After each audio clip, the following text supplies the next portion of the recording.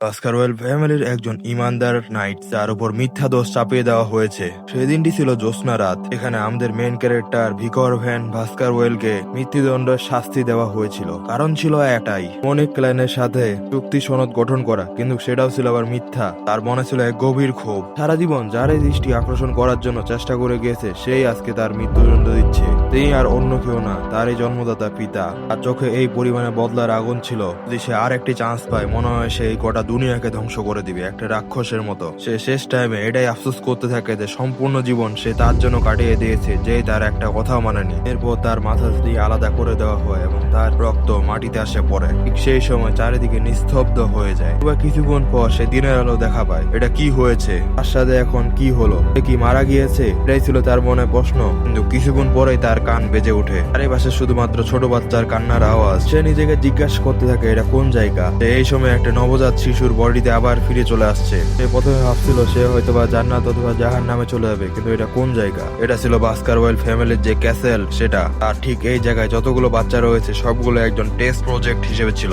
একটু পরে ভাস্কারওয়েল ফ্যামিলির প্যাট্রিয়ার্ক হিউগো লি ভাস্কারওয়েল চলে আসে। সে এই সময় অনেকটা রেগে যায় এবং বলে যে এই জায়গায় একটা বাচ্চাও স্পেশাল নেই, সবগুলা শুধুমাত্র ট্র্যাশ। সে এই রুম থেকে বের হয়ে যাবে, কিন্তু তখনই তার চোখ আটকে যায় আর একটি বাচ্চার উপর। তাকে দেখার পর তারও চোখ বড় হয়ে যায়। এটা ছিল ভিকর ভ্যান ভাস্কারওয়েল, যে তখন রিগ্রেশন হয়ে এখানে আসছিল। প্যাট্রিয়ার্কের চোখ তার দিক চলে যায়, কারণ সে একাই সেখানে নিস্তব্ধ হয়েছিল। পরে সেখানে থাকা যে কেয়ারটেকারটি ছিল তাকে অর্ডার দেয় একে মুভ করে নিতে স্পেশাল ফ্রেন্ডদের সেই জায়গায়। তবে ভিকর তো তাকে দেখে চিনা পেয়ে গেছে। মনের খুব আবার জাগ্রত হয়ে গেছে। শুধুমাত্র তার একটাই লক্ষ্য, হিউগো লি ভাস্কারওয়েলকে এই দুনিয়া থেকে মুছে দেওয়া। আর খুব এতটা বেশি ছিল যে সে এখনই হিউগো লি ভাস্কারওয়েলকে মারার চেষ্টা করতেছিল, কিন্তু তার বডি তার সাথ দিচ্ছিল না। এরপরে ভিকর আমাদেরকে বলে তার পিতার কাছে সে এত বদলা নিতে যাচ্ছে কেন। তার পিতা ছিল অনেক বড় একটা ফ্যামিলির প্যাট্রিয়ার্ক। এই দুনিয়ার মধ্যে শক্তিশালী হওয়ার জন্য সে অনেক খারাপ কাজ করেছে যা অতুলনীয়। এই বিশ্বের মধ্যে শক্তি পাওয়ার জন্য সে হাজারো বাচ্চার উপর এক্সপেরিমেন্ট চালিয়েছে, শুধুমাত্র নিজের রাজত্বকে প্রশস্ত করার জন্য। সে হাজারো বাচ্চাকে ট্রেন করেছিল মনস্টারদেরকে হান করার জন্য। একটা অ্যাসেসিয়ানের গ্রুপ তৈরি করে ফেলছে এই দুনিয়ার মধ্যে। তবে তার এই পরিকল্পনায় তার নিজের রক্তের অনেক সন্তান মারা গিয়েছে। এই ভাস্কারওয়েল ফ্যামিলি অনেক গ্রেটেস্ট এল্ডাররা মিলে তৈরি করেছিলেন, যারা অসংখ্য যুদ্ধ জয় করে অনেকটা নাম করেছিলেন গোটা দুনিয়ার মধ্যে। কিন্তু ইনি ভাস্কারওয়েল ফ্যামিলির চিত্রটাই পাল্টেছেন। আর এটাই সেই কারণ যার কারণে আমি তার বদলা নিতে চাই। তবে বদলা নেওয়ার জন্য তাকে শক্তিশালী হতে হবে। বিকজ তার হাড়টি শক্ত করে নাই, অনেক কষ্ট মষ্ট করে সেখানে কিছুটা নড়তে পারে। তবে বদলা নেওয়ার জন্য এখনো ঠিক সময় আসেনি, তাকে অনেকটা স্ট্রং হতে হবে। হিউগো লি ভাস্কারওয়েল স্ট্রং অনেকটা। এরপরে অন্য একটা জায়গায় সিন শিফট হয়ে যায়। এটা ছিল কার্স শট। এখানে হাজারো তলোয়ার মাটির মধ্যে গাড়া ছিল এবং প্রত্যেকটি তলোয়ারের মধ্যে রক্ত লাগা ছিল। আর ঠিক এই তলোয়ারদের মাঝখানে সেই বাচ্চাদেরকে পার করতে হতো। কিছু কিছু বাচ্চার হাত পা এখানে কাটা চলে যেত এবং তারা সেখানে মারা যেত। আর যারা এই তলোয়ার থেকে বেঁচে যেত তারাই পরবর্তীতে ভাস্কারওয়েল ফ্যামিলির অ্যাসোসিয়েশনে যোগদান করতে পারত। আর ঠিক এই তরবারির সামনেই অবস্থান করে একটা লেজেন্ডারি রিভার। এখানে বলা হয় যদি 1 বছরের কোনো কম বয়সের শিশু এই রিভারের মধ্যে যায়, সে যতক্ষণ এই পানির মধ্যে ডুবে থাকবে তত বেশি শক্তিশালী হবে। ঠিক এই কারণে এই তলবারি গ্লোকধাঁধা পার হয়ে যারাই সেই নদী পর্যন্ত পৌঁছাবে তাদের মাত্র অবস্থান হবে এই ফ্যামিলিতে। সেখানে দেখা একটি বাচ্চাকে যে সামনে আগাচ্ছিল তলবারি পার করে। এটা ছিল ভিকর। আর চোখের মধ্যে এখনো শুধুমাত্র বদলার আগুন। সে বলে গতবারও আমি এই পরীক্ষা পাশ করেছিলাম, কিন্তু এবার সেটা ভিন্ন হবে। সেখানে প্যাট্রিয়ার্কস কিছু লোকজন সহ সেখানে উপস্থিত হয়ে যায়। তারা সবাই লেজেন্ডারি রিভারের পিছনে অবস্থান করে। সেই রিভার থেকে একটা আলাদা অরা ফিল হওয়া যাচ্ছিল। ভিকর সেই নদীর পর্যন্ত পৌঁছানোর সাথে সাথেই সেই নদীর মধ্যে ডুব দিয়ে দেয় এবং ধীরে ধীরে নদীর গভীরে তলিয়ে যায়। কিছু কিছু জায়গায় তলোয়ার লাগার কারণে যে ঘাগুলো হয়েছিল সেগুলো ভরা শুরু হয়ে যায়। তার মনে ছিল একটাই চিন্তা, সে যতক্ষণ এই জায়গায় থাকবে তত বেশি সে শক্তিশালী হতে পারবে। ট্রিয়াকের সাথে যেই সমস্ত লোক ছিল তারা অনেকটা চিন্তিত হয়ে যায় এবং বলে যে সেই বাচ্চাটি মারা যেতে পারে। ট্রিয়াক, আমরা কি তাকে তুলবো নাকি? কিন্তু হিউগো লি ভাস্কার এই জিনিসটা দেখে অনেকটা স্মাইল দিচ্ছিল। সে তার বাটলারকে থামতে বলে এবং দেখতে বলে। তার হেড বাটলারকে জিজ্ঞাসা করে কতক্ষণ ধরে সে ছিল। হেড বাটলার বলে এখন 7 মিনিট পার হয়ে গেছে। হিউগো বলে 7 মিনিট? আচ্ছা, তাহলে সে কি এখনো বেঁচে আছে? হিউগো এখনো তাকে উঠানোর চেষ্টা করতেছিল না, সে এখনো সেই নদীর দিক তাকিয়েছিল। এদিকে ভিকর তার জীবনে সম্পূর্ণ শক্তি লাগিয়ে দিয়েছিল, কারণ এই নদীর ভিতরে সে যতক্ষণ যাবৎ থাকতে পারবে একবারে ততক্ষণই সে শক্তিশালী হতে পারবে। তার দম একদম ফুরিয়ে আসতেছিল, কারণ তার বডিটি অনেক নর্মাল ছিল এই সময়। ক্লাস মুহূর্তে সেই সময় সে হার মেনে নেয়, আর পারে না সেই জায়গায় এবং দম কুলাতে পারে না। আর কমপক্ষে 10 মিনিট যাবৎ সেই নদীর ভিতরে ছিল। আর ঠিক 1 সেকেন্ড লেট হলে তার ফুসফুসের ভিতর পানি পানি চলে যেত। তখন ভিকরে পা ধরে কেউ একজন তাকে উঠিয়ে নেয়। ছিল সেখানকার প্যাট্রিয়ার্ক। সে ভিকরকে দেখে একটা স্মাইল দেয় এবং বলে, এই বাচ্চা এখনো বেঁচে আছে, এটা তো অসাধারণ, তার সম্পূর্ণ দাঁতও গজিয়ে গিয়েছে। হিউগো ভাস্কারওয়েল তার হেড বাটলারকে জিজ্ঞাসা করে, এই বাচ্চাটির নাম কি? হেড বাটলার বলে, ভিকর ভেন ভাস্কারওয়েল। প্যাট্রিয়ার্ক ভিকরের নাম নেয়। ভিকরের দিক দেখে তার একটা স্মাইল ছিল মুখের মধ্যে। এখন যাবৎ পানিতে থাকার কারণে ভিকর বেহুশ হয়ে যায়, তবে হিউগো শুধুমাত্র তার এই চেহারাটার দিক দেখতেছিল। ভিকরের হোশ আসার পর সে মনে মনে ভাবতেছিল এখন অনেকটা স্ট্রং করতে হবে, এই জন্য ভাস্কারওয়েল ফ্যামিলি হিস্টোরির মধ্যে এক লেজেন্ডারি বাচ্চার আবার জন্ম হবে। আমার গত লাইফে আমি তারই সন্তান ছিলাম, কিন্তু সেই জায়গায় আমি ডাইরেক্ট ব্লাড লাইন না বরঞ্চ সাইড ব্লাড লাইন থেকে ছিলাম, যার কারণে আমাকে ওই সম্মানটি প্রদান করা হতো না। সাইড ব্লাড লাইনদেরকে ভাস্কারওয়েল ফ্যামিলি শুধুমাত্র 4টি টেকনিক পর্যন্তই পৌঁছানোর সুযোগ দেওয়া হয়। আমি সেখানকার 20 বছর বয়সে অনেক স্পেশাল একজন অ্যাসোসিয়েশনে পরিণত হয়ে গেছিলাম। 29 বছর বয়সে শর্টম্যানশিপে এই পরিমাণে আয়ত্ত করেছিলাম যেখানে আমার সাথে কেউই পারত না। এবং 30 বছর বয়সে যখন লেজেন্ডারি রিলেম ওপেন হয় এবং সেখান থেকে ডিমন ক্লেনের আবির্ভাব হয়, এবং আমার 35 বছর বয়সে সেখানে এই দুনিয়ার মধ্যে ডিমনেরা অ্যাটাক করে দিয়েছিল, এবং 29 বছর বয়সে এই সাধারণত ভিক্টরি পায় এবং এই রিলেমের মধ্যে আবার ফেরত আসি। যখন 40 বছর বয়স হয়ে যায় তখন আমার সেই লয়ালিটির রিওয়ার্ড আমি পাই। সেই রিওয়ার্ডটি ছিল আমার মৃত্যু। হিউগো ভাস্কারওয়েল তার নিজের তলোয়ার দিয়ে আমার গলা আলাদা করে দিয়েছিল। গ্লিটানের ব্লেড, এটাকে এবার তার হাতে যেতে দেওয়া যাবে না। এরপরে ভিগো তার চোখ খুলে, মানে এতক্ষণ পর্যন্ত সে তার মনের মধ্যে ছিল।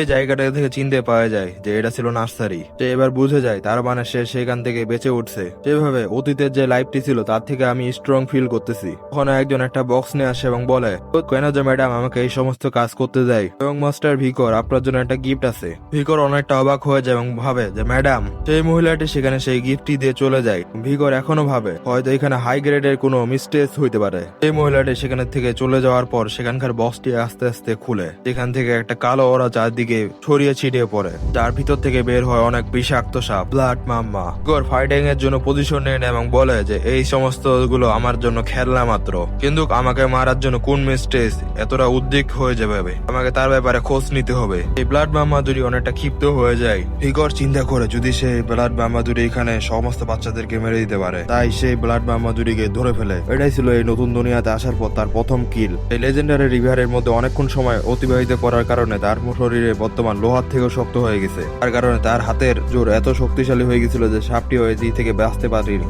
ঠিক এর কিছুক্ষণ পরে সেখানকার বিছনার মধ্যে রক্ত পড়ে থাকতে দেখা গিয়েছিল। এখানে কিছু অ্যাসিস্ট্যান্ট গুলো এটা দেখে অনেকটা অবাক হয়ে যায়, কারণ তাদের সামনে দৃশ্য ছিল যে তারা অবাক হওয়ার জন্য বাধ্য ছিল। সেখানে দুটি ব্লাড মাম্মাকে একটা বাচ্চা একাই মেরে ফেলছিল।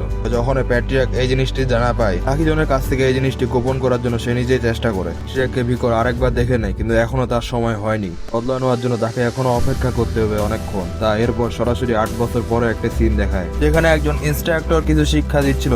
এটি যেটি বলে, আজ আমরা শর্টম্যানশিপ শিখবো, নর্মাল শট থেকে কিছুটা আলাদা হবে। এই শটের মধ্যে মানা ইনজেক্ট করতে হবে তোমাদেরকে, এবং তোমার শটের ভিতর যদি মানাকে ইনজেক্ট করতে পারো তবেই তোমার এটা শর্ট এক্সপার্ট নামে ডাকা হবে। কেন তোমাদের বডির ভিতরে যে অরা সেটি কাজে লাগবে, যেটা তোমার বডি মানার উপর রিয়েক্ট করে এটাকে বিভিন্ন ভাবে চেঞ্জ করতে পারে। আর এটাই হলো শর্টম্যানশিপ। সমস্ত বাচ্চা এই জিনিসটি প্রথমবার শুনতেছিল, তারা সবাই অবাক হয়ে দেখে। ভিকর সেই জায়গায় নিশ্চিত ছিল, কারণ সে এই সমস্ত কিছু সম্বন্ধে আগে থেকেই জানতো। সে ডাইরেক্ট ব্লাডের না হওয়ার কারণে 4th লেভেল পর্যন্ত সে মাত্র শিখতে পারবে, কিন্তু সে যদি তার অতীতের নলেজকে কাজে লাগায় তবে সে আরো সামনে এগিয়ে যেতে পারবে। ইনস্ট্রাক্টরটি চিন্তা করে যে এই ইয়ং মাস্টার ভিকর এখন আবার তার গভীর চিন্তার মধ্যে চলে গিয়েছে। তোর সেখানে বসে এখনো চিন্তা করতেছিল, এবং সে মাস্টারটি আরো ভাবে সে একজন ট্যালেন্টেড স্টুডেন্ট। তার মতো ওভার ট্যালেন্টেড স্টুডেন্ট 1000 বছরে একবার পাওয়া যায়, কারণ সে লেজেন্ডারি রিভারের মধ্যে অনেকক্ষণ সময় কাটিয়েছিল। ভিকরের মাথায় এখনো শুধুমাত্র একটাই চিন্তা ছিল যে আর কত বছর লাগবে হিউগোকে মারার জন্য। ওখানে দেখা যায় সাইডে থাকা 3 জন টমস ভাই তার দিক দেখতেছিল। তাদের মধ্যে একজন শয়তানি করে ভিকরের উপর হামলা করে দেয়। তারা একসাথে ভিকরকে বুলি করবে এই চিন্তা ভাবনা করছিল। ভিকর এই সময় একদম শান্তি ভাবে ছিল, তার চোখের মধ্যে কোনো আগের অনুভব ছিল না। ঠিক তখনই সেখানকার মধ্যে একজন বলে ওঠে, তুমি শুনেছিলাম তুমি নাকি সেই লেজেন্ডারি রিভারে 7 মিনিট কাটিয়েছো। আবার ঠিক জন্মের কিছুক্ষণ পরেই তো ব্লাড মাম্মাকে তুমি একাই মেরে ফেলছিলে। ভিকর তার পুরনো লাইফের কথা মনে পড়ে যায়। তখন ভিকরকে মিথ্যা অপবাদে মৃত্যুদণ্ডের শাস্তি দেওয়া হয়েছিল। ঠিক তখন এই 3 জনে তাকে ধরে নিয়ে গিয়েছিল। ধরে নিয়ে যাওয়ার আগে তাকে অনেকভাবে টর্চারও করছিল এই 3 জন। তবে সেটা আগের লাইফ ছিল যেখানে সে অনেকটা দুর্বল ছিল। গতবার হিউগোর ফ্যামিলির মধ্যে তাদেরকে ট্যালেন্টেড স্টুডেন্ট ঘোষণা করা হয়েছিল, কিন্তু এবার আমাকে করা হয়েছে। 3 জনে একসাথে বলে ওঠে, মিথ্যা কথা বাদ দাও, কারণ কেউ সেই নদীতে 7 মিনিটের বেশি থাকতে পারে না। সেই 3 জনের চোখের মধ্যে হিংসা ও বদলার আগুন দেখা যাচ্ছিল, এবং তারা একসাথে মনে হয় ভিকরের উপর ঝাঁপিয়ে পড়বে ঠিক সেই পজিশনে দাঁড়িয়ে গিয়েছে। গেছিল এবং তাদের মধ্যে যে মিডিল ব্রাদার ছিল সে ভিকরের মুখের উপর একটা তলোয়ার রাখে দেয়। তবে ভিকর একদম শান্তি মাথায় সেই জায়গায় দেখতেছিল, আর চেহারার মধ্যে এক ফোঁটা ভয় ছিল না এই সময়। সেই মিডিল ব্রাদার বলা শুরু করে দেয় যে তুমি যদি সেখানে 7 মিনিটেরও অধিক সময় কাটিয়েছো তাহলে তোমার বডি স্টিলের থেকেও শক্ত হয়ে যাবে, তাই আমি এখন এটা নিজের চোখে প্রুভ করে নিব। বাকি দুজন বলে এত দেরি করতেছিস কেন, তাড়াতাড়ি শুরু কর। তাদের মধ্যে থাকা থার্ড ব্রাদার ভিকরকে পিছন দিকে জড়িয়ে নেয় যাতে সে চিল্লাতে না পারে। ভিকর মনে মনে চিন্তা করে যে গত লাইফের বদলা এবার তাদের দ্বারা শুরু করবে। সে এখন একদম নিস্তব্ধ ও চিন্তামুক্ত ছিল, কারণ সে জানতো সে ইজিলি হারিয়ে দিতে পারবে এই 3 জন কাকে, এবং তারা দুইজনে হাসতেছিল ভিকরের এই অবস্থা দেখে। বা কিছুক্ষণ পরে তাদের চেহারার এক্সপ্রেশন পরিণত হয়ে যায় এবং তাদের চেহারার মধ্যে ভয় দেখা যাচ্ছিল স্পষ্টভাবে। এবং 10 মিনিট পর তাদের তো চেহারার মধ্যে এত ভয় দেখা যাচ্ছিল যে তারা কি করবে, কারণ সেই থার্ড ব্রাদার 10 মিনিট যাবত ভিকরের দম বন্ধ করে রাখছিল, কিন্তু সে এখনো দাঁড়িয়ে আছে সেখানে। ফার্স্ট ব্রাদার ও সেকেন্ড ব্রাদার বলে এটা কি সত্যি আদৌ সম্ভব 10 মিনিট যাবত দম বন্ধ করে রাখা? সে কি সত্যি সেই লেজেন্ডারি রিভার 7 মিনিট কাটিয়েছিল? তখন থার্ড ব্রাদারের চিল্লানোর আওয়াজ পাওয়া যায় এবং থার্ড ব্রাদার নিচে হাঁটু ধরে বসে পড়ে এবং ভিকর তার মুখ থেকে থুক ফেলে দেয়। ভিকর বলে আমাকে বাধ্য করে না তোমাদের সবার হাত খায় ফেলতে। ভিকর এবার একটা ভয়ঙ্কর রূপে ফেরত হয়ে চলে আসছে তাদের সামনে। এই সময় থার্ড ব্রাদার তো তার ভয়ে কাঁপতেছিল, কিন্তু ফার্স্ট ও সেকেন্ড ব্রাদার এখনো তার জন্য প্রস্তুত ছিল। সেখানে থাকা থার্ড ব্রাদার কান্না করতেছিল যে সে তার হাত কাটে ফেলছে, যেটা ফার্স্ট ব্রাদার ও সেকেন্ড ব্রাদার পাশ থেকে দেখতেছিল। যেখানে ফার্স্ট ব্রাদার বলে ওঠে এই চুপ থাক, তুমি কেন হচ্ছে এখানে চিল্লাচ্ছিস, আগের উপর বদলা নেই তোর হাতের যে উপর যেটা করছে ওই কারণে। ভিকর এই সময় শান্তি ও কোল্ড একটা ভাষায় বলে তোমরা কেন এই ব্যাটারটিকে এখানে যেতে দিচ্ছ না? ফার্স্ট ব্রাদার সেখানকার নাইফটি নিয়ে নেয় এবং বলে আমার ভাইকে এত করার সাহস হয় কি করে তোর? এই বলে তলোয়ারটি ভিকরের পেটের মধ্যে ঢুকায় দেয়। কিন্তু সেখানকার দৃশ্য দেখে তার চোখ অনেক বড় হয়ে যায়, কারণ সেই তলোয়ারের আঘাতে ভিকরের জামাটি ফাটে গেল, সে আর স্ক্রিনের মধ্যে একটি খরচ পর্যন্ত আসেনি। ভিকর তার হাতটি ধরে নেয় এবং সে এইটাতে চিল্লাতে থাকে। ভিকর তার ভয়ঙ্কর রূপে আবার ফেরত আসে এবং বলে এবার এই খেলাটাকে শেষ করা যাক। ফার্স্ট ব্রাদার বলতে থাকে এবার সেখানকার তাহলে রুমার গুলো সব সত্য ছিল। ভিকর তার কথার মধ্যে পাত্তা না দিয়ে তার মুখের উপর একটা পাঁচ মেরে দেয় এবং এক পাঞ্চের মধ্যে সে নিচে পড়ে যায় এবং বাকি দুইজন এটা দেখে অবাক হয়ে যায়। সেকেন্ড ব্রাদার এবার ফাইট করার জন্য প্রস্তুত হয়ে যায়, কিন্তু তখনই ভিকর তার উপর একটা কিক মারা দেয়। আর থার্ড ব্রাদারের অবস্থা আগে থেকে খারাপ হয়ে গেছিল, যার কারণে সে কিচ্ছু করার চেষ্টা করেনি। ভিকর এই সময় শান্ত আওয়াজে বলে তোমাদেরকে চিন্তা করার কোনো প্রয়োজন নাই, আমি তোমাদের থেকে ভালো মতো তোমাদেরকে ট্রিট করব, যেটা তুমি আমার সাথে করার চেষ্টা করেছিলে, কিন্তু আমি তোমাদের 3 জন কাকে এই রুম থেকে যেতে দেব না। ভিকর চিন্তা করে যে গতবার এরা তাদের তালমিলের জন্য অনেক নাম কামিয়েছিল, এখন তাদের তালমিলকে আমি ভাঙে ফেলবো। এরপর ভিকর তাদের মধ্যে বলে আমি তোমাদের মধ্যে একজন কাকে এখান থেকে যেতে দিব। থার্ড ব্রাদার যে একটু সুস্থ ছিল সে জিজ্ঞাসা করে কে? বাকি দুইজন ফুল মনোযোগ দেয় তার কথা শুনে। ভিকর তাদের দিক তার তলোয়ারটি দিয়ে দেয় এবং বলে তোমরা 3 জনে ডিসাইড করে নাও কে যাবে এখান থেকে। ভিকর বলে আমি বেশিক্ষণ অপেক্ষা করবো না, তাই ডিসাইড করে নাও, নতুবা কেউ তোমরা এখান থেকে যেতে পারবা না। যেটা শোনার পর সেখানে থাকা 3 জনে অবাক হয়ে যায়। সময় তাদের মনে শুধুমাত্র এই জায়গা থেকে বাঁচার জন্য চেষ্টা করতেছিল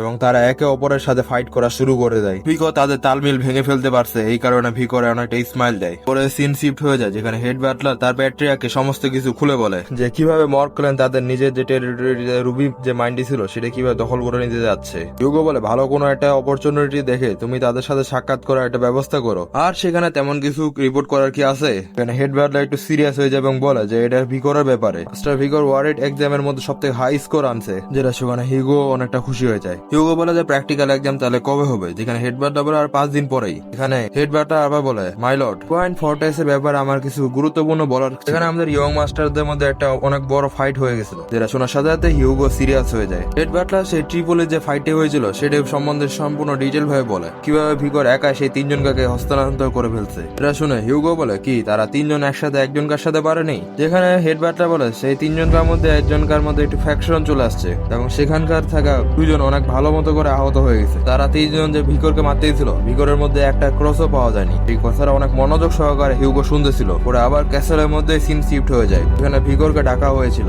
হিউগো ভিকরকে দেখে বলে তুমি অনেক তাড়াতাড়ি অনেক বড় হয়ে গেছো। ভিকর হিউগোকে বাবা বলে না ইয়া করে প্যাট্রিয়াক বলে সম্বোধিত করছিল, কারণ সে সাইড ব্লাড রেডের ওই কারণে। হিউগো জিজ্ঞাসা করে আমি শুনেছিলাম যে তোমার থেকে 1 বছর সিনিয়র যে ট্রিপলি ছিল তাদের সাথে ঝগড়া হয়ে গেছে। ভিকর বলে আমি তাদেরকে ওইভাবে ট্রিট করিনি, তাদেরকে হাসপাতালে মাত্র ট্রিটমেন্ট দিলেই সেটা ঠিক হয়ে যাইতে পারে। হিউগো বলে আমি কোনো ফিজিক্যাল ড্যামেজের কথা বলতেছি না, আমি এই ড্যামেজের কথা বলছি যেটা তাদের একদম হার্টে যায় লাগছে। তারা 3 জনে একে অপরের উপর যে বিশ্বাস করতো সেই বিশ্বাস আর তাদের মধ্যে নাই, সেটা তাদের মেন টেকনিকে তুল্য রোধ করতো। ভিকর হিউগোর কথার মধ্যে ভয় না পায় সে একটা স্মাইল দেয়। হিউগো তখন উল্টা প্যাট্রিয়াককে প্রশ্ন করে আমি কি কোনো ভুল করেছি নাকি? প্যাট্রিয়াক বলে কিন্তু তুমি তো তোমার ভাইদের বিপদের মুখে ফেলে দিলা। ভিকর এবার সিরিয়াস হয়ে যায়, বলে কিন্তু আমি তো স্ট্রং ছিলাম। যে প্যাট্রিয়াকের কথা ঘুরিয়ে দেয় যে কিভাবে একজন স্ট্রং ভুল হতে পারে। সেখানে প্যাট্রিয়াক বলে আচ্ছা তাহলে তুমি ঠিক ছিলে, তোমার সেই ভাইগুলো তোমার কাছে আসবে এবং ক্ষমা চাবে। ভিকর বলে তাহলে সেও তাদেরকে ক্ষমা করে দিল। ভিকর বলে এই ইগ্রেশনের আগের মেমোরি অনেক বড়ই অদ্ভুত ছিল। এই সময় the youngest daughter of family Baskerville ফ্যামিলির মধ্যে ভিজিট করতে আসছিল। এরপরে সে একজন নান হয়ে যায় অনেক বছর পর। সে হিউগোর কাছে মাপ চেয়েছিল, যার কারণে হিউগো তাকে ক্ষমা করে দিয়েছিল। তো ঠিক এরপরে হিউগোর রেসপন্স অনেকটা ভয়ানক ছিল। তার কারণে বর্তমানে ভিকর হিউগোকে আবার সেই কথাটাই বলে যে আমি এটা বিশ্বাস করি যে ফরগিভনেস দুর্বলদের আস্থা আর রিভেঞ্জ হলো স্ট্রংদের আস্থা। যেটা শুনে হিউগো অনেকটা খুশি হয়ে যায়। হিউগো বলে সবসময় স্ট্রং এরা দুর্বলদের উপর রাজ করে। তুমি তাহলে এই ফ্যামিলির ম্যাথড ভালো মতো করে জানো। হিউগো ভিকরের উত্তরে এতটা সন্তুষ্ট হয়ে যায়, যার কারণে সে তার বাটলারকে বলে যে ভিকরকে তাদের ফুড স্টোর থেকে যে কোনো একটা কিছু উঠাইতে দাও। তো সে সেই জিনিসটা নিতে পারবে যেটা সে ক্যারি করতে পারে। যেটা শুনে ভিকরও অনেকটা খুশি হয়ে যায় এবং প্যাট্রিয়াকে ধন্যবাদ জানায়। এরপর ভিকর বাটলারের সাথে যাচ্ছিল, ঠিক যখন ওই দরজার কাছে পড়বে তখনই পিছন থেকে হিউগোর একটা আওয়াজ আছে, মাই সন, তোমার ইভলিউশনকে তুমি ভালো মতো কমপ্লিট করিও। এই কথাটাই শোনার পর ভিকরেরও চোখ বড় হয়ে যায়। হিউগো বলে কখনোই ডাইরেক্ট ডিসেন্ডের দ্বারা হারিও না। ভিকরও ভয়ের দিক পিছনের দিক তাকায়। ইভলিউশন মানে কি? হিউগো কি জানা পেয়ে গেছে নাকি যে আমি রিগ্রেশন করে চলে আসছি? পুরো সিন শিফট হয়ে যায় আবার ফুড হাউসের মধ্যে। বাটলার আবার একই কথা বলে। তো ভিকরও বলে আচ্ছা তাহলে আমি যেই জিনিসটা উঠে পারবো সেটা নিতে পারবো, তাই না? তাহলে আমার কিছু কোকো বিনস এর প্রয়োজন এবং ওই জিনিসটা যেটার নাম অ্যারোমা। হেড বাটার বলে আচ্ছা তাহলে সেই বিন। এরপরে অ্যারোমার কোকো বিন ভিকরকে দিয়ে দেওয়া হয়। এখানে পিছনের কেউ বলে এটাকে ব্লাডি বিন বলা হয়, কারণ এইখানকার যে চকলেট, সেই চকলেটের একটা বিন 100 লিটার চকলেটের সমান কাজ করে। এটা সেই সেফ বলতেছিল, তখন ভিকর সেখান থেকে একটা কোকো বিন উঠায় মুখে দেয়। তার স্বাদ ভিকরকে ভালো লাগে না। পিছন দিকে হেড বাবলার ভাবে করে মনে চকলেট খুবই পছন্দ, যার কারণে সেই কোকো বিন গুলো নিছে। ঠিক আছে, কোকো বিন গুলো নিয়ে সামনে যাচ্ছিল এবং ভাবতেছিল যে এগুলো ভবিষ্যতে তার কাজে লাগবে। সেগুলো নিয়ে যাচ্ছিল, কিন্তু তখন সেখানকার সেফটি বলে ইয়ং মাস্টার আপনি কি চান আমরা এই বিন গুলো প্রসেস করে তারপর আপনার রুম পর্যন্ত পৌঁছে দিয়ে আসি? তখন ভিকর তাদেরকে মানা করে দেয়। এই সম্পূর্ণ জিনিসটা সেখানকার বাটলার নোটিস করে নেয়। এরপরে একটা মাউন্টেন দেখায় যেখানে ভিকর বলে সেই ব্লাডি বিনস গুলো 5 দিন পরে যে এক্সামটি হবে সেখানে কাজে লাগবে।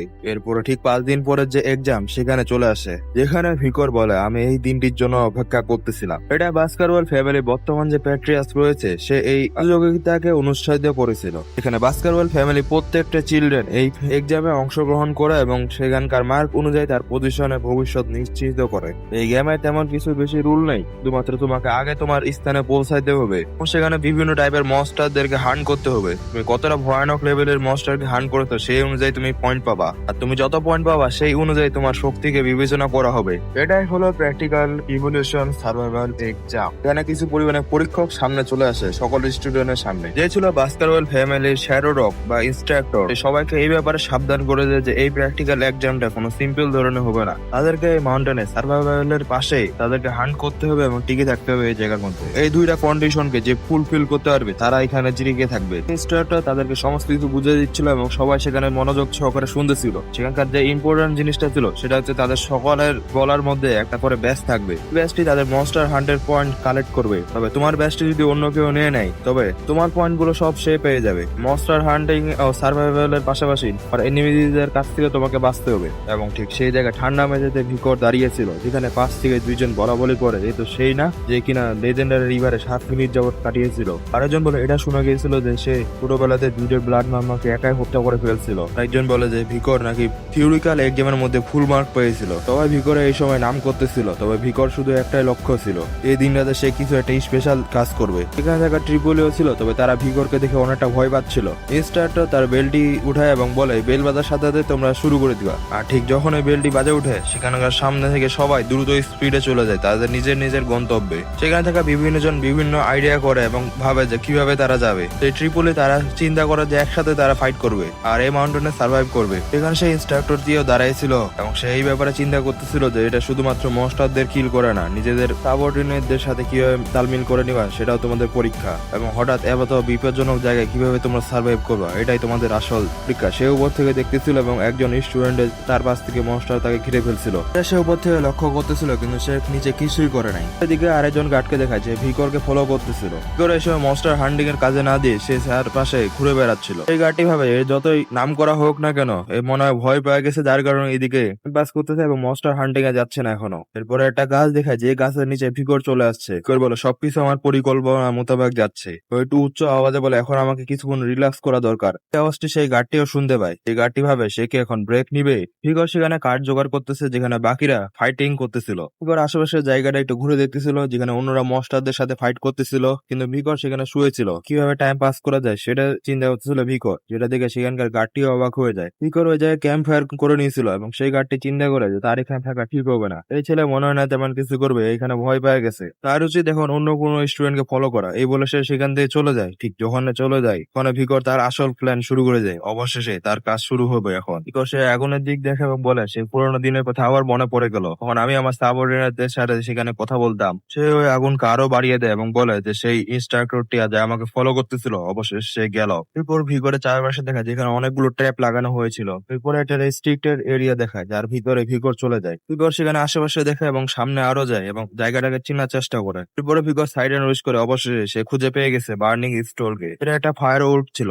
তার দিক দেখে এবং বলে আমাকে কিছুক্ষণ সময় লস করতে হয়নি। সেই বার্নিং স্টলটি অনেক জোরে একটা রোর মারে। তার নাম ছিল হেল হাউন্ড এবং এর ডিফিকাল্টি ছিল B+। সেই হেল হাউন্ডের নিচের দিক নেমে আসে।